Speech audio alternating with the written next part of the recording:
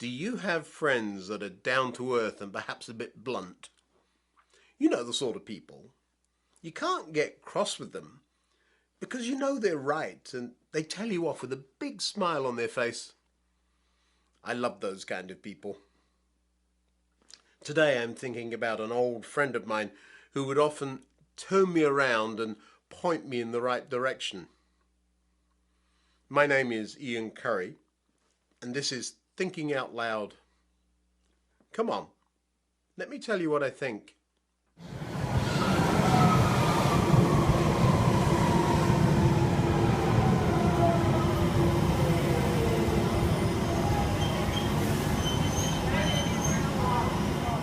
Sometimes there's a little bit of a gap between these videos. Sorry. For those of you who've been asking if I'm all right and when are you going to make some more videos, I'm still here. I try to post a video every week, but sometimes other more important things get in the way. This week I managed to lose my voice, and last week had an exceptionally busy work schedule. Sometimes setting priorities becomes important to just get through each day, doesn't it? Now, if you do enjoy these videos, I'd love to hear from you. Let me know which ones you like best, and perhaps suggest a topic you'd like me to have a think about. Over the past few weeks, even though I've been busy, I've tried to catch up on reading. I've read a couple of really good books, and of course continue to reread the Bible to see what else is hiding in there.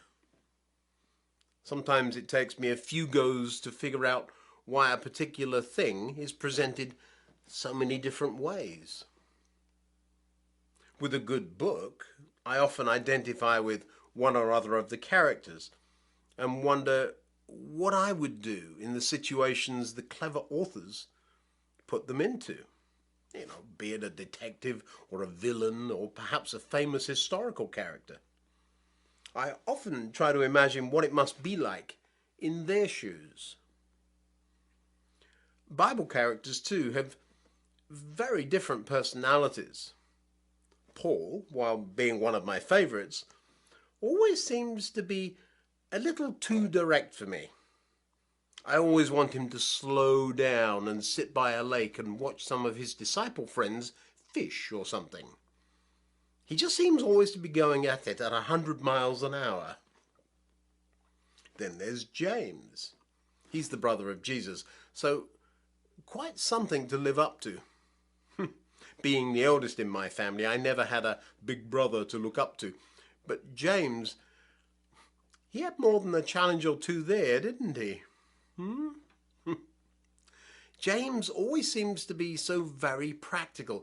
He says things that bother a lot of religious people.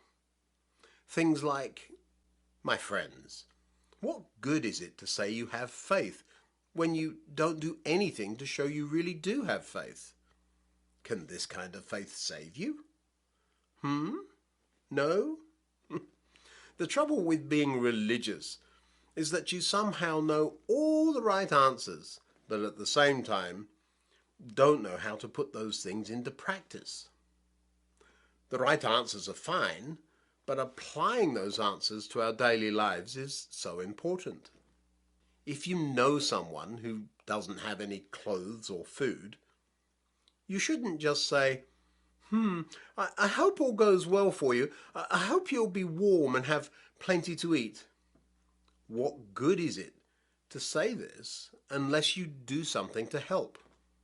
Whenever I hear politicians say, our thoughts and prayers are with you after a storm or tragedy of some sort, I always think of what James might have said back to them.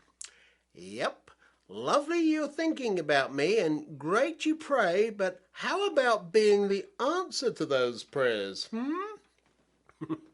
I think perhaps James defines the difference between religion and faith quite neatly. It's easy to show up in church and sit there from time to time and listen to the preacher, or stay at home and have a good read even. But see what James says about that. Obey God's message, Don't fool yourselves by just listening to it. Knowing all about God and all about what his followers said and did is fine. But actually doing something about that is much harder. Part of my job involves making sure some things are learnt word for word, verbatim.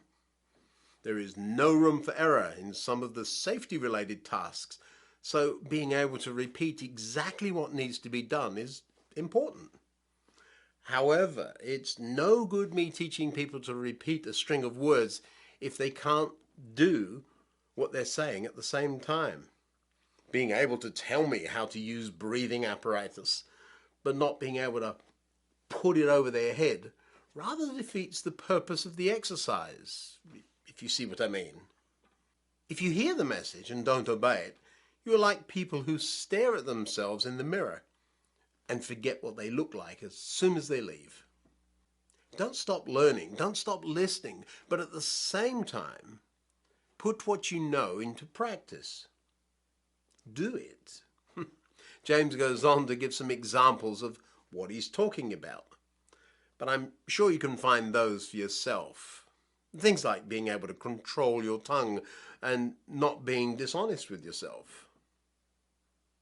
I find it fun how James and Paul back each other up.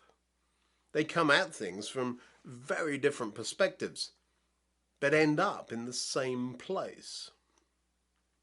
While James tells us to put our faith into action, Paul tells us to do it without making a fuss about it.